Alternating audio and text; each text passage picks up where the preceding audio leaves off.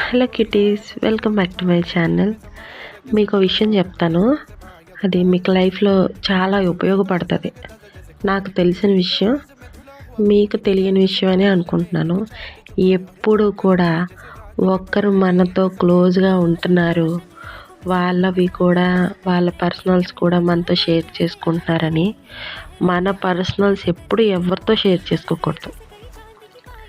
ఇప్పుడు ఫ్యామిలీ ఫ్రెండ్స్కి తెలుస్తుంది మన గురించి, కొన్ని విషయాలు తెలిసే ఉంటాయి వాళ్ళకి.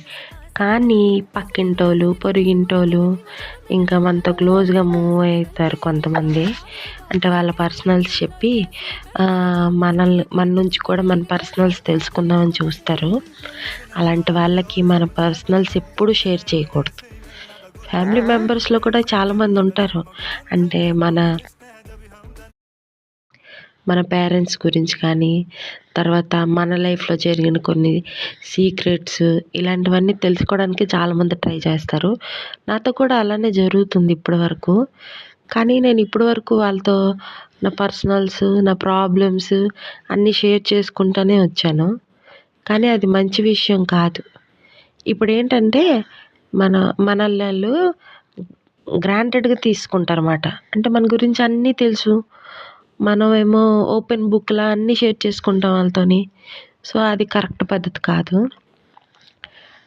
అంటే నేను అవన్నీ షేర్ చేసుకున్న తర్వాత ఏదో ఒక రీజన్ వల్ల ఫ్రెండ్స్తోని కొంచెం అంటే గ్యాప్ వస్తే వాళ్ళు కదా మనల్ని ఒక అన్వాంటెడ్ పీపుల్ లాగా ట్రీట్ చేస్తారు. మనం ఏదైనా చెప్తే కూడా నువ్వు చెప్పేదేంటి బోడి, ఆ టైప్లో మనల్ని ట్రీట్ చేస్తారు. ఎందుకంటే మన గురించి అంతా వాళ్ళకి చెప్పేస్తాం కదా మనమే, అలా అడగకపోయినా మనం చెప్పేస్తాం కదా. అంటే వాళ్ళు మనకి బ్లాక్మెయిల్ చేసే అంత డీప్గా చెప్పేస్తాం మన గురించి.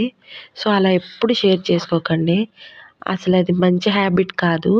ఇప్పుడు ఎవరైనా మనతో ఎంతవరకు మాట్లాడితే మనం అంతవరకు వాళ్ళతో మాట్లాడాలి. ఈవెన్ వాళ్ళ పర్సనల్స్ మనకు చెప్పినా కూడా మన పర్సనల్స్ చెప్పాల్సిన అవసరం లేదు.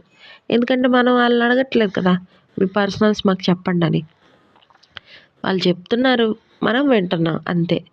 మళ్ళీ చెప్పిందంతా చెప్పిన తర్వాత మీరు ఎవరికి చెప్పకండి నేను ఇలా చెప్పానని, నా గురించి ఎవ్వరికి చెప్పకండి. అంత దమ్ము లేనప్పుడు ఎందుకు ఎవరితోనైనా ఏదైనా షేర్ చేసుకోవాలి? చేసుకోకూడదు. మన లిమిట్లో మనం ఉండాలి. హాయ్ అంటే హాయ్, బాయ్ అంటే బాయ్, అంతే. Be careful. ఓకేనా? Thank you for watching. Please subscribe. Bye bye.